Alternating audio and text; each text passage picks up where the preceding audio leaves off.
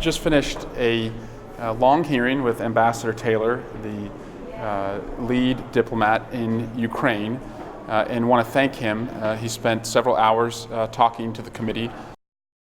I can comment on the Washington Post story. I've read the CNN and Washington Post opening statement that has been printed, and what I will just say is, to what has been printed, that describes more evidence of a direct connection between President Trump's wishes that Ukraine investigate the 2016 election, essentially exonerating the Russians, and his potential 2020 opponent, Vice President Biden, and his family, in exchange for President Zelenskiy in Ukraine to get a White House meeting and security assistance.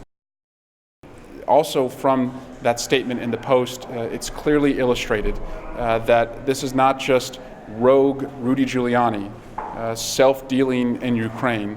He's an agent of the president. The president is his client. Anything Rudy Giuliani does is on behalf of the president. So Rudy is President Trump is Rudy. But you also see this second sharp, straight line between Ambassador Sondland and President Trump. So you have President Trump giving directives to Rudy Giuliani and also Ambassador Sondland from what was printed. It's still going to be a fair inquiry, and as we've said all along, the president is entitled to a fair hearing.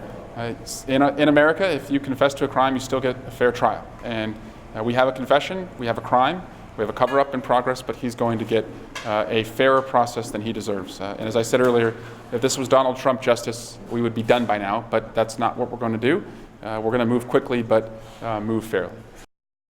You have, I think, two sharp, straight lines between President Trump at the top telling his team, his Ukraine team, talk to Rudy as it relates to Ukraine, and as was printed in the Post, if that is confirmed, you have him telling Ambassador Sondland that there has to be a connection to investigations to get security assistance and a White House visit.